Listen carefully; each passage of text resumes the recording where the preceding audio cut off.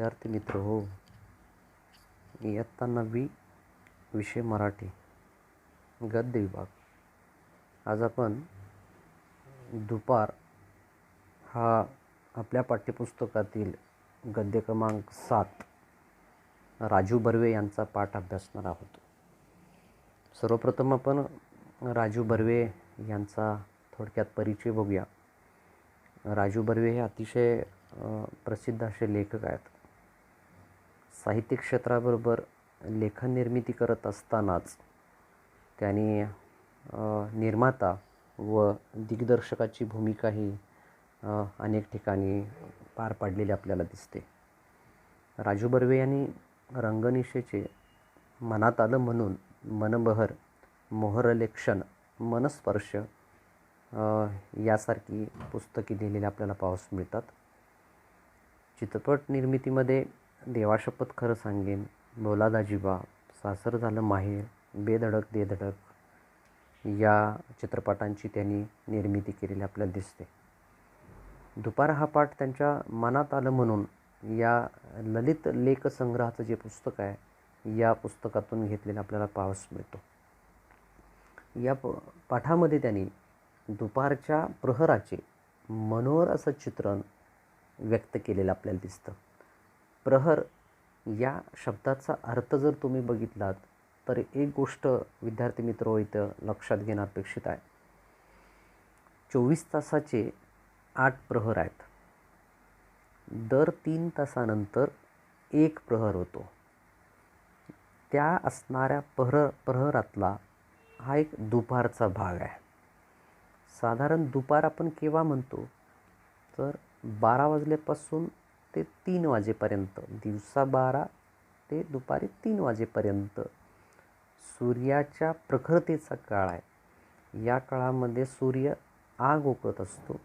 सूर्याची किरणं ही अतिशय प्रखरतेने पृथ्वीवरती पडत असतात. या सूर्याच्या किरणामुळे प्रचंड स्वरूपाची उष्णता पृथ्वीवरती तयार होताना आपल्याला दिसते. तापमानाचा विचार करता साधारण तापमान हे 40° पेक्षाही पुढे जाताना आपल्याला दिसतं. परिणामतः हे तापमान आपल्याला सहन होण्यासारखं असत नाही. म्हणून या दुपारच्या काळामध्ये या पृथ्वीतलावरचा प्रत्येक सजीव विश्रांती घेताना दिसतो, विसावा घेताना दिसतो, आराम करताना दिसतो.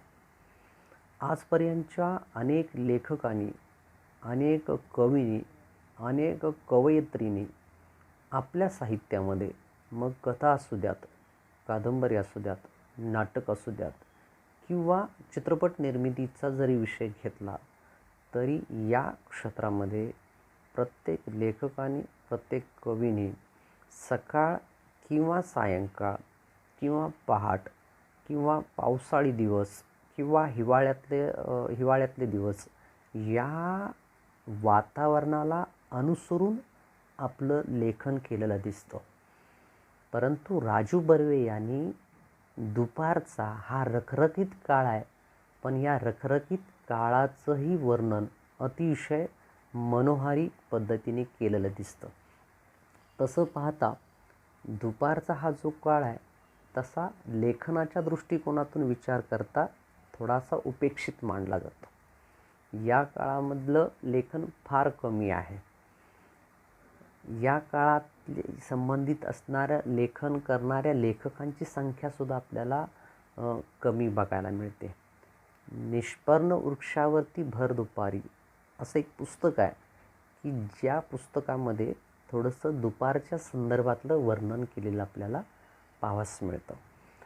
तसं इथं वर्णन करत असताना राजू बर्वे हेच वर्णन अतिशय मनोहारी पद्धतीने करतात. मनोहारी याचा अर्थ असा की आहे हे वातावरणसुद्धा, या वातावरणामध्ये प्रत्येक सजीव काय करतो आणि याच वातावरणामध्ये त्याच्या आयुष्यातल्या घडामोडी कशा घडत जातात याचे वर्णन त्यांनी या पाठाच्या माध्यमातून आपल्यापुढे मांडलेलं दिसतं. थोडंसं पाठाचा सुरुवात केली किंवा आपण अभ्यासाला सुरुवात केली तर आपली एक गोष्ट लक्षात यायला लागतं की सकाळचा एक उल्हास आहे, प्रसन्नता असते आणि या प्रसन्नतेनंतर हळूहळू सूर्याच्या उष्णतेची प्रखरताही जाणवायला लागते.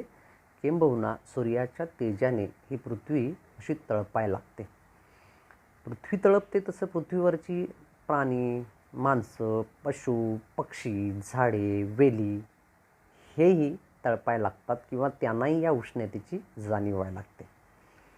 सूर्य दिवसाच्या साधारण मध्यानावरती आलेला असतो आणि सूर्य मध्यानावरती येतो तेव्हा ह्या संपूर्ण जगाची दुपार सुरुवात होते.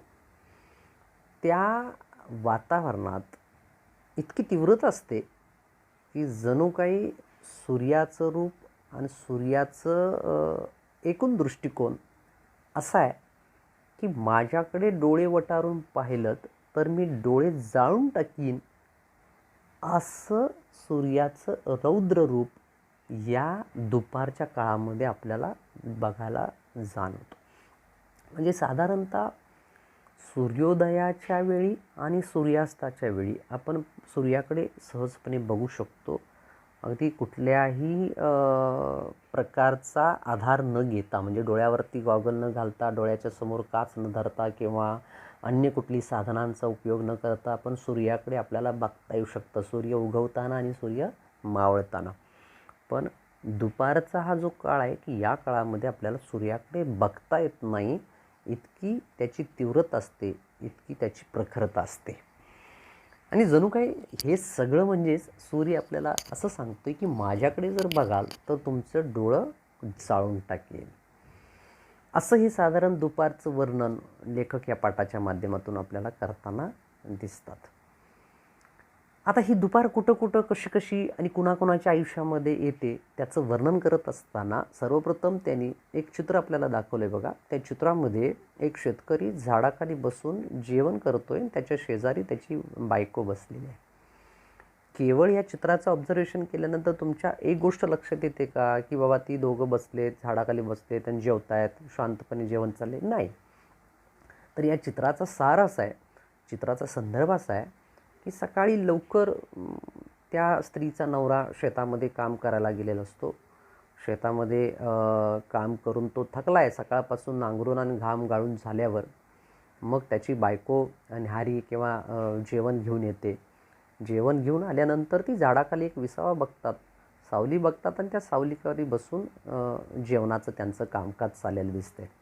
जेवत असताना या दोघांच्यामध्ये सुखदुःखाच्या गोष्टी होतात, घरातली चौकशी होते, संसार उपयोगी काही गोष्टींवरती त्यांच्यामध्ये चर्चा होतात. अगदी आपल्या धन्याच्या कष्टाकडे बघून ती त्याची लक्ष्मी, ती त्याची बायको अगदी कौतुकाने ह्या सगळ्या गोष्टी बघताना दिसते. म्हणजे हे चित्र अतिशय मनोहारी आहे. किमान तो दुपारचा रखरखता काळ आहे, या काळाच्या निमित्ताने का होईना पण ही नवरा बायको दोघं एकत्र आलीत आणि संसाराच्या सुखदुःखांवरती, आपल्या आयुष्याच्या सुखदुःखांवरती दोघांच्यामध्ये अतिशय प्रेमाची, अतिशय आपुलकीची, अतिशय जिव्हाळ्याची चर्चा होताना दिसते. आणि ही चर्चा बघून ही दुपार जी आहे ती कृतकृत्य होताना आपल्याला पाहावयास मिळतं. म्हणजे कृतकृत्य होऊन ती मोठ्या आदराने या दोघांकडे ती बघताना धन्य झाली ती. आणि ती स्वतःच्या मनाशी असं म्हणायला लागते की अरे किमान माझ्यामुळे ही दोघं एकत्र आलीत आणि या दोघांच्यामध्ये अतिशय प्रेमाची आणि अतिशय आपुलकीची चर्चा तरी किमान झाली. आणि त्या दोघातलं प्रेम, त्या दोघातला जिव्हाळा, त्या दोघातली आपुलकी, या सगळ्या गोष्टी बघून दुपारला अतिशय कृतकृत्य झाल्यासारखं वाटायला लागतं. ती दोघं तिथं बसलेली असतानाच ज्या झाडाच्या खाली ती विश्रांती घेत आहेत त्याच झाडावरच्या पक्ष्यांचा किलबिलाटही आता थांबलेला असतो आणि तीही पक्षी शांतपणे त्या झाडाच्या पानामध्ये कुठंतरी सावलीमध्ये थोडीशी विश्रांती घेतात. विश्रांती घेत असताना थोडासा जागा चांगला मिळाल्यानंतर या पक्ष्यांकडूनही दुपारच्या काळामध्ये थोडीशी डुलकी काढताना दिसतात. लांबूर भटकणारे, शेकडो मैलांची रपेट करणारे पक्षी देखील मिळेल त्या वृक्षावरती थोडीशी विश्रांती घेत असतात. सकाळपासून त्यांनी बरंचसं दानापाणी मिळवण्याचा प्रयत्न केलेला असतो. मग हे सगळे मिळवत असताना छोटे छोटे पक्षी देखील कुठंतरी विसावा घेतात. कबुतरं देखील कबूतर आपल्या सगळ्यांना माहिती आहेत. कबूतरसुद्धा आपली गुटरगू थांबवून कुठंतरी छपराच्या एखाद्या सांदीमध्ये, एखाद्या जागेमध्ये ती थोडीशी सैलावताना दिसतात. अर्थात हे सगळं जे चाललं आहे, ह्या दुपारच्या काळामध्ये विश्रांती घेण्याचं जे सगळं कामकाज असतं, याला कारण असं की त्या 2-3 तासामध्ये विश्रांती घेऊन पुढे आणखी उत्साहानं काम करण्यासाठी, सज्ज होण्यासाठी ती थोडीशी दुपारच्या काळामध्ये विश्रांती घेतलेली आपल्याला पाहावयास मिळते. जशी माणसांची आहे, जशी पशूंची आहे, पक्ष्यांची आहे, तसं अन्य पशुपक्ष्यांना, प्राण्यांना देखील ही दुपार आहे. जंगलातले प्राणी देखील भक्ष्य मिळवण्यासाठी भटकंती आता बंद करून सकाळ सकाळी जे त्यांना भक्ष्य मिळालं असतं त्या भक्ष्यावरती त्यांनी ताव मारलेला असतो आणि तो पचवण्यासाठीची पायपीट बंद करून एखाद्या झाडामध्ये, एखाद्या डोलीमध्ये, एखाद्या गुहेमध्ये अगदी अमळ पाय ताणून ते विसावा घेताना दिसतात. आता अमळ पाय ताणून विसावा घेणे याला काय म्हणतात? आता इथं ही कुत्री तुम्ही जर बघितलं तर बिनधास्त झोपलेले आपल्याला पाहावयास मिळत आहे. हा शेतकरी आपल्याला इथं बिनधास्त झोपलेला दिसतो. हा शेतकरी दिसतोय. या झाडाखाली जर बघितलं तर तुम्हाला काही गुरं झाडाच्या सावलीमध्ये विश्रांती घेताना आपल्याला पाहावयास मिळतं. अर्थात विश्रांती घेत असताना ती कशी घ्यायला हवी याबाबत माणसामध्ये मर्यादा असतील, पण प्राण्यांमध्ये तशा असत नाहीत. प्राणी बिनधास्तपणे अमळ स्वरूपात कसेही हवे तसे पाय टाकून त्या दरम्यानच्या काळामध्ये ते विश्रांती घेताना आपल्याला पाहावयास मिळतात. या झाडाखाली सुद्धा काही मेंढ्या एकत्र झालेल्या दिसतात. या झाडाखाली काही गुरं एकत्र झालेले आपल्याला पाहावयास मिळतात. हा दुपारचा काळ आहे आणि या दुपारच्या काळामध्ये बाहेरचं ऊन सहन होत नाही, म्हणूनही त्या प्राण्यांच्याकडून विश्रांती घेताना आपल्याला पाहावयास मिळतं. पुढे प्राणी विश्रांती घेत आहेत, पक्षी विश्रांती घेत आहेत, माणसं विश्रांती घेत आहेत. पुढे थोडंसं तुम्ही गेलात की दुसऱ्या पानावरती गेल्यानंतर तुमच्या लक्षात येतं बघा, या दुपारच्या काळामध्ये खेडीपाडीसुद्धा अगदी सुस्तावतात. शेतावर न गेलेल्या घरातल्या ज्या बाया आहेत, ती घरकाम करून जरासा थोडासा जो काही वेळ मिळतो आहे त्या वेळामध्ये थोडंसं डोळे मिटूया म्हणून ते विश्रांती घेताना दिसतात. जशा घरातल्या बाया सकाळी लवकर उठल्यानंतर, तुम्ही तुमच्या आईकडे जर बघत असाल तर एक गोष्ट लक्षात येईल तुमच्या की सकाळी 6 वाजता आईचा हात सुरू होतो, तो दुपारी 1:30-2 वाजता सगळी घरातली जेवण खाऊन झाल्यानंतर, भांडी कुंडी उरकल्यानंतर तिला विश्रांती घेण्याकरिता 1:30-2 वाजतात. त्यानंतर ती थोडीशी विश्रांती घेते, तोपर्यंत संध्याकाळची जेवणाची तिची व्यवस्था सुरू होते किंवा जेवण करण्याची तिची तयारी सुरू होते. म्हणजे ह्या सगळ्या कामातून मधला जो तिला वेळ मिळतो आहे, या काळामध्ये ती तिथं विश्रांती घेताना आपल्याला पाहावयास मिळतं. पुढे जसं ती विश्रांती घेते तसं घरात असणाऱ्या पाळलेल्या पिंजऱ्यातला पोपटसुद्धा या काळामध्ये विश्रांती घेताना आपल्याला पाहावयास मिळतो.